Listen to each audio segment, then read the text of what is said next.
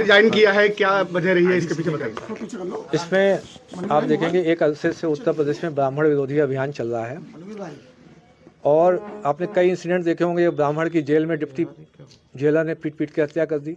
और आपने खुशी दुबे प्रकरण देखा होगा, किसी एक अपराधी से 3 दिन पहले शादी हुई तो उसको किस तरीके से प्रताड़ित किया गया। इसी तरीके से जो थाना था उसमें विकलांग की पीट पीट के हत्या कर दी गई। और ऐसे कई अन्य प्रकरण हैं जो समाज के प्रति जो हुए हैं, घटित प्रकरण हुए हैं। इनमें से अभी 2 हफ्ते पूर्व ही जो हमारे मौनी अमावस्या में जो स्नान था उसमें जो ज्योतिर्मठ पीठ के जो शंकराचार्य जी हैं, श्री अवि मुक्तेश्वरानंद जी महाराज, उनके शिष्यों के साथ, खासकर बूढ़े जो सन्यासियों के साथ तो इतनी पिटाई की गई, लात और जूतों से घूंसों से मारा गया। एवं बटुक जो ब्राह्मण थे उनकी चोटी घसीट के, आपने वीडियो देखे होंगे किस तरीके से घसीट के जमीन पर उनको पीटा गया। चोटी और जो ये शिखा है, ये ब्राह्मण समाज का जो सांस्कृतिक प्रतीक है, उनकी आस्था का प्रतीक है। क्या आप ऐसा किसी अन्य धर्म या जाति के साथ आप कर सकते हैं कि उनकी जो मान मर्यादा का हनन किया जाए? इसके अतिरिक्त जो दूसरा अभी जो यूजीसी 2026 का रेगुलेशन आया है, दिनांक जो 13 जनवरी को भारत सरकार के जो गजट में प्रकाशित हुआ है, उसमें आपने सामान्य वर्ग के व्यक्ति जो अभ्यर्थी हैं, पढ़ते हैं, विद्यार्थी हैं, उनको आपने स्वघोषित अपराधी मान लिया है। आपका बेटा सामान्य वर्ग का यदि पढ़ने लिखने में अच्छा है तो कोई भी ईर्ष्या से एक आरोप लगा देगा, भेदभाव कर रहे हैं, समता समिति उसका शोषण कर लेगी।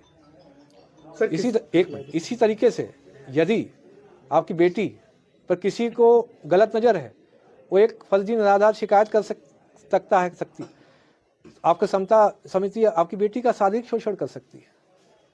क्या आप चाहते हैं कि बेटे बेटियां आत्महत्या करेंगे सामान्य वर्ग के? क्या आप चाहते हैं कि इस यूनिवर्सिटी में घुसते ही इतना सामाजिक आपस में भेदभाव हो जाए कि जब यूनिवर्सिटी से ऊपर जब निकलें तो एक दूसरे के दुश्मन बन जाएं? क्या हम जब यूनिवर्सिटी में पढ़ते थे, क्या हमारे दोस्त SC ST OBC या किसी अन्य धर्म को नहीं होते थे?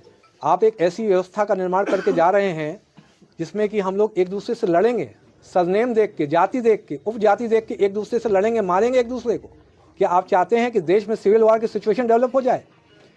आपसे जो दोनों इश्यूओं में अगर देखेंगे, सामान्य वर्ग इस समय बहुत ही खफा है, आपसे एक तरीके मानसिक रूप से अलग हो चुका है।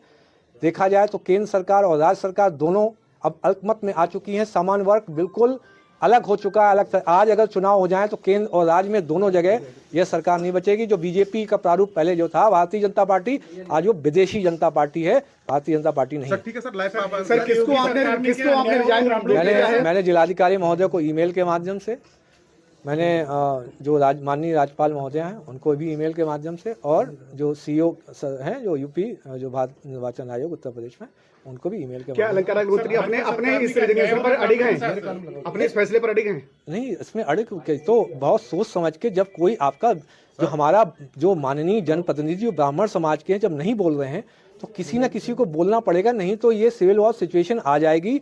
बेटे बेटियों का रेप होगा, विद्यालयों में, विश्वविद्यालयों में शोषण होगा, और तब भी ये जो कॉर्पोरेट कंपनी के एम्प्लॉय जो हमारे ब्राह्मण समाज के माननीय सांसद, माननीय MLA हैं, ये कुछ नहीं बोलेंगे, क्योंकि उनको हाईकमान से, जो CEO साहब से कोई भी आदेश नहीं मिलेगा। सर, आपके इस्तीफा के लिए राजनीतिक तौर पर देखा जाने लगा है?